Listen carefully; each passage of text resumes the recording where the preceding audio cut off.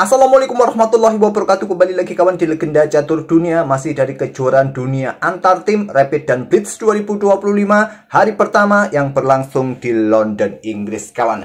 Tadi sudah kita lihat ya, permainan dari Alireza Firoza menghajar Mamed Yarov hanya dengan 29 langkah kawan ya. Hanya dengan 29 langkah, terbilang pendek untuk ukuran Super JM kawan. Kali ini game yang akan kita ulas ini dari bocil kawan, berusia 11 tahun, tapi dia sudah punya gelar International Master, Faustino Oro, atau dijuluki dengan Messi-nya catur, asal Argentina kawan. Masih belia, masih berusia 11 tahun kawan. Dia sudah pernah memecahkan rekor sebagai pemain termuda yang berhasil mendapatkan gelar International Master. Tapi rekor itu beberapa bulan yang lalu, 2 bulan yang lalu kalau nggak salah, dipecahkan lagi oleh bocah asal Rusia kawan. Lupa admin namanya siapa. Pokoknya rekor dari Faustino Oro ini dipecahkan oleh bocah Rusia itu. Nah, Faustino Oro di kejuaraan antar tim ini bergabung dengan tim Turki Airlines kawan. Bergabung dengan beberapa pemain Cina dan ada juga pemain Turki. Yang luar biasanya, Faustino Oro ini kawan membantai 2 Grandmaster. Dia kalah pada game pertama dari Richard Rapport. Nah, Grandmaster yang dikalahkan oleh Faustino Oro, Grandmaster John Eames asal Inggris kawan, dan David Navara. Di masa mudanya, David Navara ini merupakan salah satu pecatur kuat di masanya kawan. Dikalahkan oleh bocah kecil yang berusia 11 tahun ini. Bagaimanakah permainannya? Langsung kita ke papan analisis kawan. Nah, Faustino Oro pegang hitam. Dia mengawali dengan pion C4. Tahun ini dia mengejar gelar Grandmaster kawan. 1 tahun terakhir dia sudah sering mengikuti turnamen-turnamen di Eropa. Dia sedang mengejar mimpinya menjadi seorang Grandmaster. Tapi sulit untuk memecahkan rekor Grandmaster termuda sepanjang sejarah dari Abimanyu Mishra. Sulit sepertinya. Dan Faustino Oro seperti biasa, pion E6, ada pion D4, kuda F6, kuda C3 lanjut David Navara untuk menantang permainan Nimzo Indian. Tapi Faustino Oro tidak tertarik, dia memilih Queen's Gambit Decline. Dan David Navara melanjutkan variasi pertukaran. Pion C pukul pion D5, pion E ambil balik pion D5, gajah G5. Pilihan utama kawan. Targetnya adalah pion yang ada di peta D5. Nah, untuk antisipasi atau perkuat posisi pion ada beberapa cara. Langkah yang paling populer dengan gajah E7 atau dengan pion C6 atau dengan kuda BD7. Ini adalah gambit gajah kawan.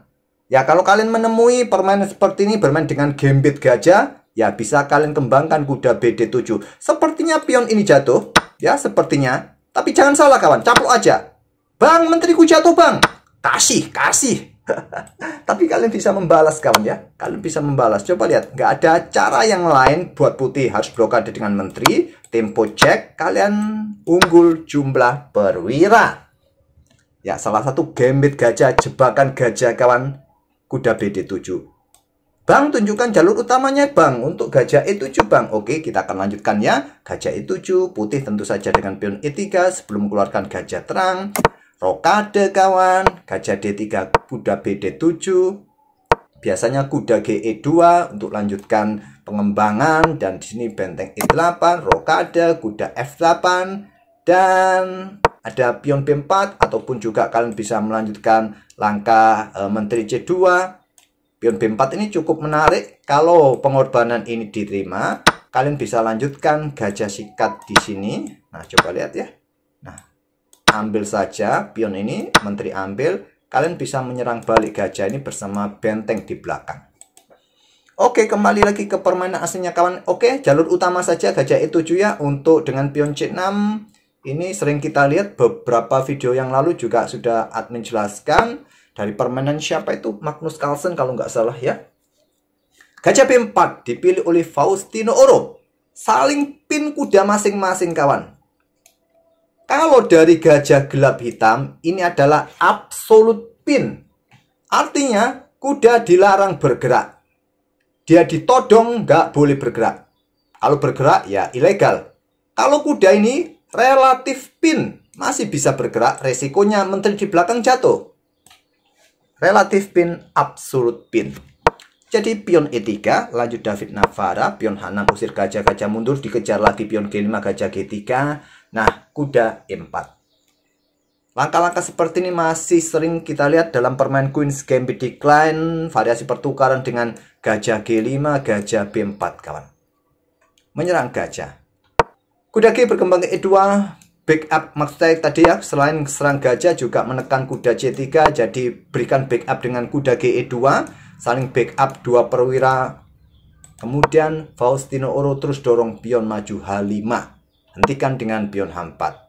Baru sekarang kuda caplok gajah. Ambil balik dengan kuda. Lanjut pion G pukul, pion H4 ancam kuda. Kuda caplok pion H5. Dan pion C6. Langkah bagus dari Faustino Oro. Perkuat posisi pionnya kawan. Buka akses bagi menteri kalau ingin keluar. Sebelum dia juga mungkin akan keluar ke sisi raja. Jadi perkuat pertahanan sebelum melakukan tekanan-tekanan berikutnya. David Navara, gajah D3. Engine tidak menyukai langkah ini, tapi langkah ini paling banyak diambil oleh manusia, kawan. Gajah D3. Menurut engine yang kuat dengan pion A3 ini. Menurut engine. Atau sekarang pion G3. Dengan pion A3, engine menawarkan gajah tarik mundur ke A5. Nanti menteri ini keluar ke peta F3 atau pion G4 sekaligus. Tapi dengan gajah D3 cukup normal terlihat ya. Masalahnya menteri G5 kawan. Menyerang kuda, menyerang pion yang di sini. Lagi-lagi tempo didapat oleh hitam. Kuda F4. Ada kuda D7. Pemahaman dari Faustino Oro walaupun berusia 11 tahun sangat-sangat bagus kawan. Dia tidak terburu-buru untuk keluarkan gajah terang, malah kembangkan kuda. Artinya sementara gajah ini juga terblokade oleh posisi kuda di diagonal terang. Dia ingin menempatkan kudanya secepat mungkin kawan. Lanjut, ataupun juga manuver-manuver. Ya mungkin kalian lebih suka kembangkan gajah ini. Mungkin kemana? Ke sini ya dalam jangkauan kuda ya. Apakah serang menteri? Ya. Ada pion F3 ataupun menteri keluar, gak ada masalah. Memang langkah engine kawan. Kuda D7 ini langkah engine dari Faustino Oro. Kalian tahu akurasi permainan Faustino Oro di game ini kawan. Saya bocorkan langsung di sini ya. 97% akurasinya. Luar biasa untuk bocah 11 tahun.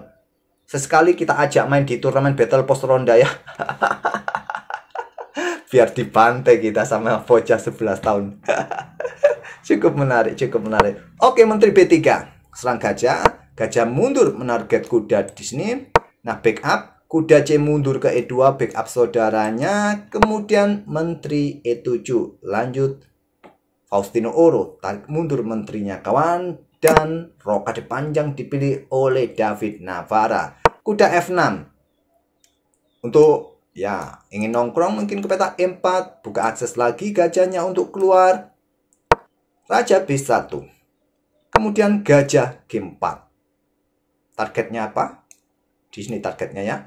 Gajah gelap sikat kuda. Kalau diambil balik menggunakan kuda, benteng di belakang jatuh. Kalau menggunakan pion tentu struktur pionnya akan rusak. Lajur E akan benar-benar terbuka penuh. Dan di sini persiapan juga rokade panjang. Langkah terbaik benteng C1. Tapi memilih pion F3. Cukup natural tapi memperlemah pionnya dari peta E3 kawan. Dan gajah D7.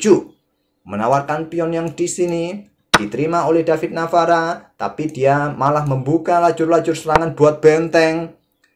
Caplok saja pion ini menurut engine yang kuat. Tapi memilih menterinya ke A6 saja. Dia tidak ingin membuka semua lajur-lajur depan rajanya ini. Jadi biarkan tertutup di lajur A, tapi engine gak suka itu. Sekarang giliran hitam menteri ambil pion E3. Menarget kuda yang di sini. Ada pion G3, proteksi kuda, tapi memberikan jalan bagi pion H3. Aset kawan, aset masa depan. Ups, sorry, salah klik. Tidak dicaplok. David Navara memilih gajah C2. Atau tadi menawarkan ambil pion A7 engine kawan. Oke, gajah C2 saja. Mungkin siap untuk ancam menteri ya. Dan menteri langsung bisa caplok pion ini. Kalaupun ada serangan tentu benteng di belakang jatuh. Mungkin menteri akan ambil pion yang di sini. Atau kuda bergerak mundur ke D3 kawan. Memilih raja F8. Ingin amankan raja. Atau siap geser juga benteng ke lajur E. Jadi ada benteng D3, menteri F2, kemudian pion G4, dan ada benteng E8 menarget kuda di belakang. David Navara melakukan pengorbanan kuda kawan dengan ambil pion A7 terlebih dahulu. Jadi Faustino Oro benteng meluncur, cop, kuda E2, cop, cop. Balasannya adalah pion G5. Ancam kuda supaya nggak menjaga gajah. Tapi masalahnya di sini ada gajah F5 dari Faustino Oro. Pion ambil kuda, gajah ambil benteng. Tak ada masalah kalaupun ada skak di belakang, masih bisa diblokade dengan menteri. Menteri cop, ambil balik oleh raja, kemudian gajah cop. Berikutnya pion H2. Pion kawan yang menjadi andalan di detik-detik terakhir adalah pion. Bagaimana cara memusnahkan pion ini sementara dia dijaga oleh gajah gelap. Benteng akan pasif di sini ya. Sedangkan benteng hitam sebentar lagi keluar untuk menghajar pion-pion. Jadi gajah F5, maksud saya benteng H6 serang pion. Raja putih mulai bergerak, benteng ambil pion, ancam gajah. Gajah ke situ, benteng ke sana.